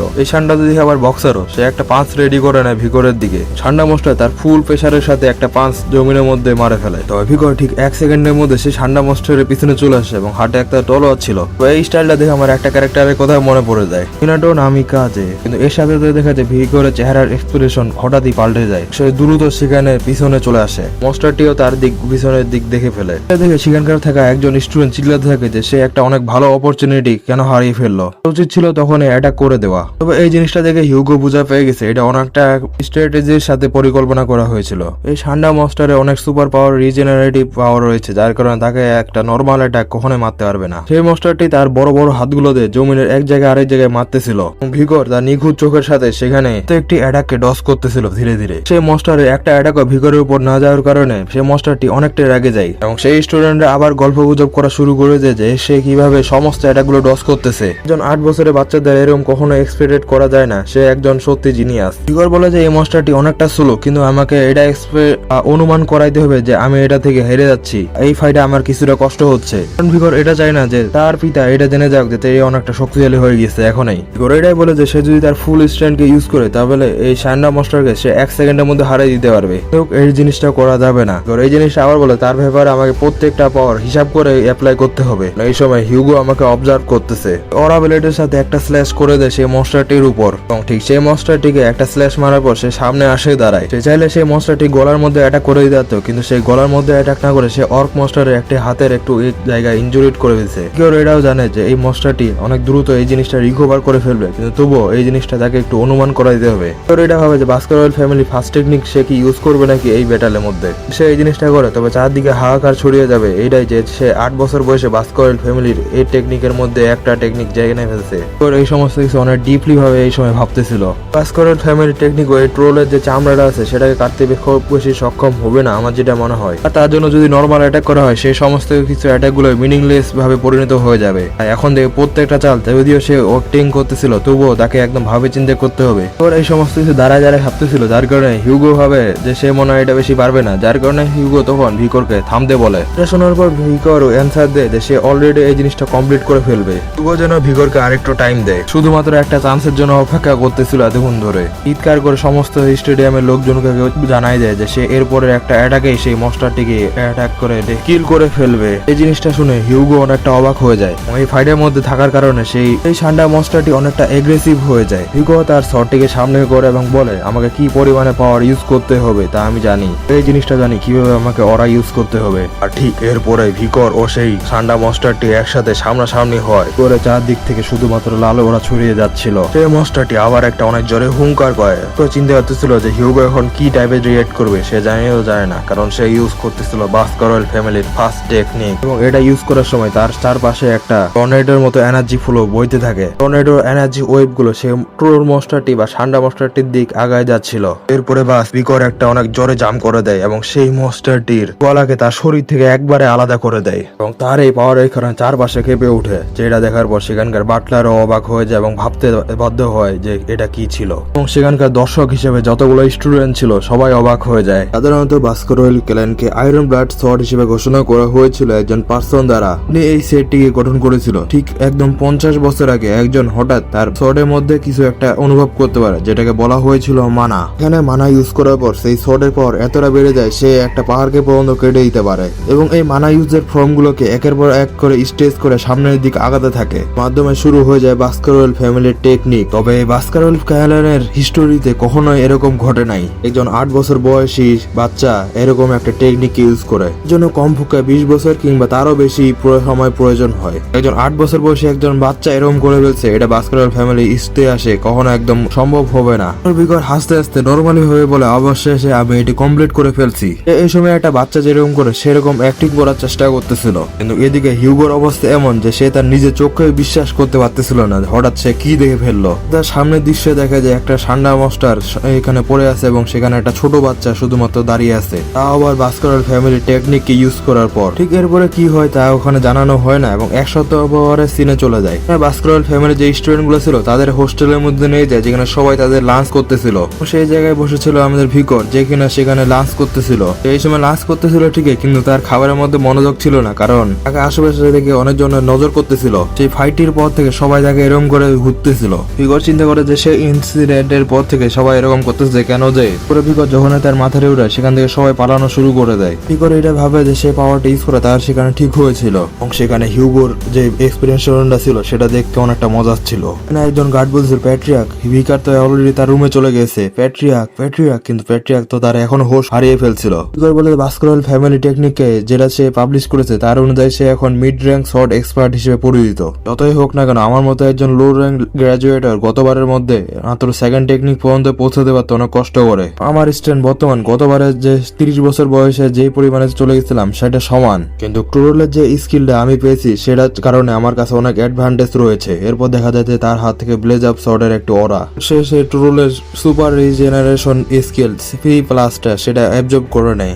এখন একটা আফসোস যে ভিকরকে এখন অনেক বেশি খাইতে হচ্ছে এই ব্লেজ আপ শর্টকে অ্যাড করার পর, কারণ এই ব্লেজ আপ শর্ট মানে হচ্ছে একটা ক্ষুধার্ত শর্ট যাকে রক্ত পিপাসু শর্টও বলা হয়। ভিকর এই সমস্ত কিছু চিন্তা ছিল, তবে তখন তার পিছনে 3 জন একসাথে আসে দাঁড়ায়। আর তোমরা অবশ্য বুঝে গেছো এই 3 জন কি হবে, সে ট্রিপলি বা জমস ভাই। তারা হঠাৎ এখানে চলে আসছে, কিন্তু তাদের চেহারার মধ্যে এবার একটা ভয় দেখা যাচ্ছিল আগে থেকেই, কারণ তাদের সাথে ভিকর যে অবস্থা করছিল। ভিকর আবার এগ্রেসিভ হয়ে তাদের দিক তাকায় যে তারা হঠাৎ এখন এখানে কি করতে আসছিল। ভিকর এটা এখনো বুঝা পায়নি। ভিকর অনেক রাগের সাথে বলে লাস্ট টাইমে যেটা করেছিলাম সেটা কি তোমাদের জন্য যথেষ্ট হয় নাই? সেখানকার থেকে ফার্স্ট ব্রাদার বলে না সেটা না, আমরা জাস্ট তোমাকে এই জিনিসটা বলতে আসছিলাম, তুমি যে সেই ট্রোল এবং কার্ভারাস মনস্টারের সাথে ফাইট করছিলা সেটা অনেকটা কুল ছিল। এটা শোনার পর ভিকর যে কিছু খাইছিল সেই সমস্ত কিন্তু সে বাইর করে ফেলে দেয়, মানে সে এখন এটাও প্রস্তুত ছিল না যে এরকম একটা জবাব শুনবে এই 3 জনের কাছ থেকে। ভিকরের এই অবস্থা থেকে সবাই ভয় পায় যায় এবং জিজ্ঞাসা করে যে ভিকর কি এখন ঠিক আছে নাকি, কিন্তু ভিকর এই সময় অনেকটা রাগে যায়। মনে মনে ভাবে এই টু ফেস টেকনিক এটা আবার কোন ধরনের টেকনিক, এটা কি তোমাদের কোনো ডিফিকাল্টি পলিসি নাকি? মানে ভিকর এখনো তাদেরকে শত্রু ভাবতেছে, কারণ গত লাইফে তার জীবনের অবস্থা এরা খারাপ করে দিছিল। ভিকর ভাবে যে তাদের কথা শুনে ভিকর এখানে এত গুসবাম পাচ্ছিল, তার কি উচিত যে তাদের সবাইকে এখানে মেরে ফেলা, একবারে জীবন থেকে না মানে হালকা মাইট দিয়ে এখান থেকে পাঠিয়ে দেওয়া। ভিকর এই সময় অনেকটা রাগে ছিল, ঠিক তখনই তার পিছনে চলে আসে হেড বাটলার। আসার সাথে সাথে বলে মাস্টার ভিকর।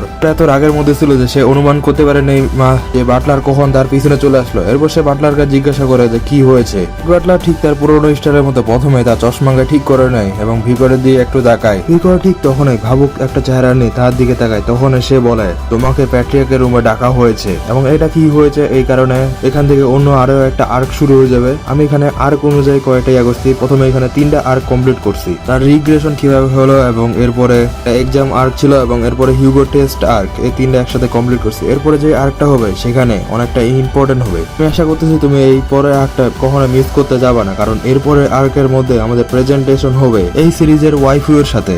ঠিক তাই, যদি তুমি এই সিরিজটি মিস না করতে চাও তাহলে এই চ্যানেলটা সাবস্ক্রাইব করে নিতে পারো। দেখা হবে পরের এপিসোডে, ততক্ষণ পর্যন্ত সাথে থাকিও এবং এই সিরিজটি কেমন লাগলো কমেন্টে অবশ্যই জানাই দিতে কখনো ভুলবা না। আর আমি আগে সুবিধার জন্য বলে দিই আমি উইকলি বেসে শুধুমাত্র একটা করে এপিসোড আনতে পারবো, তো চেষ্টা করবো যতটা পারি ততটা বড় করার, আধা ঘন্টা কিংবা তার থেকেও বড় করার।